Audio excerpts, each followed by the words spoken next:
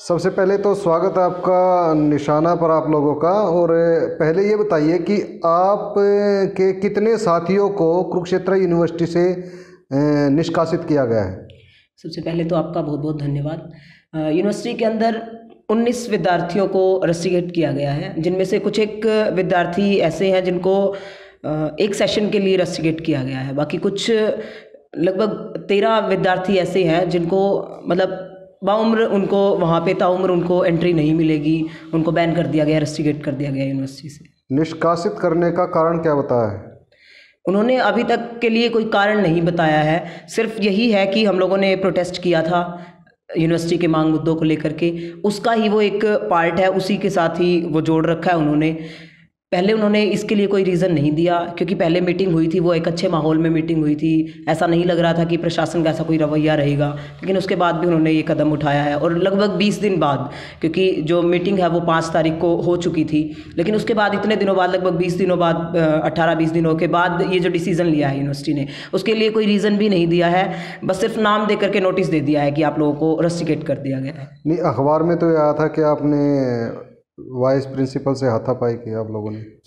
नहीं, ऐसा कुछ नहीं है। यूनिवर्सिटी के अंदर विद्यार्थी सिर्फ अपनी डिमांड्स को लेकर के प्रोटेस्ट कर रहे थे, और इवन आप देखोगे कि प्रोटेस्ट का जो पूरा अगर आप सीरीज़ देखोगे, उसके अंदर भी जब विद्यार्थी मोबिलाइज होके वीसी ऑफिस, हर साल ही मतलब इस तरीके के प्रोटेस्ट होते हैं। हम लोगों ने बहुत बार प्रोटेस्ट पहले भी देखे हैं, उसके अंदर भी ऐसा होता है। यूनिवर्सिटी वाइस चांसलर जो ऑफिस है उसके आगे प्रोटेस्ट होता है, लेकिन इस बार आप देखोगे जो आउटर गेट होता है उसके ऊपर ही बैरियर लगा दिया जाता है, बच्चों को अंदर नहीं जाने दिया जाता, तो वोलेंस क्रिएट वहाँ से हो रहा है। जबकि यूनिवर्सिटी के अंदर पहले कभी इस तरीके से डिस्ट्रिक्ट प्रशासन का आना, पुलिस का आना, जब ये पता चल जाता है कि मतलब प्रोटेस्ट, ऐसा पहले कभी नहीं हुआ। लेकिन इस बार यूनिवर्सिटी के अंदर मतलब छावनी बन जाना, एकदम से वोलेंस वो क्रिएट कर रहे हैं। विद्यार्थी बिल्कुल शांतिपूर्वक तरीके से धरना प्रदर्शन कर रहे हैं, लेकिन उसके बाद पुलिस प्रशासन को बुला के विद्यार्थियों को खदेड़ा जाना कि जैसे वो इस यूनिवर्सिटी के विद्यार्थी नहीं है, इस यूनिवर्सिटी के आका वाइस चांसलर या तमाम प्रशासन है, वो इस तरीके से मतलब तानाशाही तरीके से जो चीज़ें कर रहे हैं, उसके चलते ये सब वो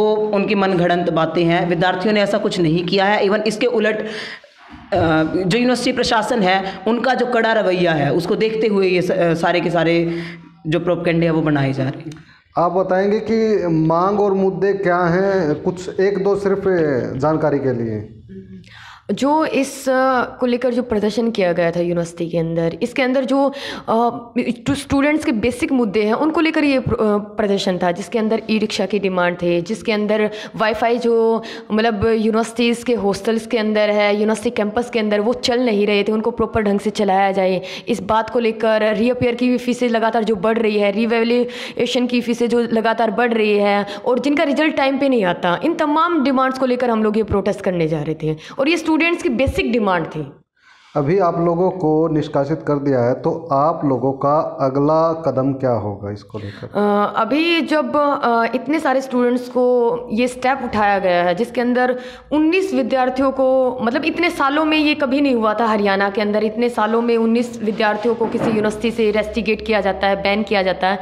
ये मतलब पूरे हरियाणा भर के विद्यार्थियों के लिए एक बड़ी खबर है, जहाँ पर विद्यार्थी मतलब अपनी बेसिक मांगों के लिए भी नहीं बोल सकते, बेसिक मांगों को भी नहीं उठा सकते। तो उस टाइम पे मतलब विद्यार्थियों का भी ये मुद्दा बनता है, और जितने भी स्टूडेंट रेस्टिकेट किए गए हैं उनका भी मुद्दा बनता है कि हम लोग इसके खिलाफ बोलें। जो स्टूडेंट्स का बैन किया गया है वो इलीगल है, वो मतलब अमानवीय तरह का कार्य है, और उसके खिलाफ हम लोग लड़ेंगे। आगे की जो कार्रवाई है, क्योंकि अभी हमारी मीटिंग्स चल रही है, जॉइंट कमेटी की मीटिंग चल रही है, जिसमें बाकी ऑर्गेनाइजेशन भी साथ मिलके है, तो आगे हम लोग एक्शन लेंगे, और जहाँ तक होगा हम लोग मूवमेंट के मोड के अंदर ज़्यादा जाएंगे। स्टूडेंट्स मूवमेंट ज़्यादा होगा तो उसी के बेस पे हम लोग अपनी ये लड़ाई लड़ेंगे। आप लोग डर के मारे बैठ तो नहीं जाओगे? क्योंकि लड़कियों को खासकर डराते हैं कि आपके माता पिता को बता दिया जाएगा, आपके घर वालों को बता दिया जाएगा। नहीं, हमारे जितने भी स्टूडेंट्स हैं जिनको बैन किया गया है वो डरे हुए बिल्कुल नहीं है, और उसके अंदर अगर देखा जाए तो 7-8 लड़कियां हैं उस बैन के अंदर, और वो 8 की 8 लड़कियां, कहीं भी उन लड़कियों के अंदर ये डर नहीं है कि हमारे घर वालों को बता दिया जाएगा या ये किया जाएगा वो किया जाएगा।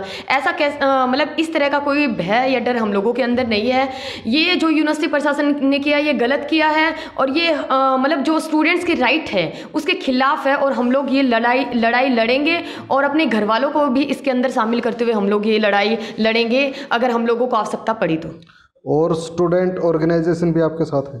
हाँ बिल्कुल, जितने भी स्टूडेंट ऑर्गेनाइजेशन मतलब जॉइंट एक्शन कमेटी के थ्रू जब हमारा मूवमेंट चला था 28 फरवरी को, जो बड़ा प्रोटेस्ट यूनिवर्सिटी के अंदर हुआ था, उसके अंदर काफ़ी संगठन शामिल हुए थे, 6-7 संगठन और थे SFI के अलावा। वो सारे संगठन मिलकर हम लोग दोबारा मूवमेंट स्टार्ट करेंगे इसके खिलाफ।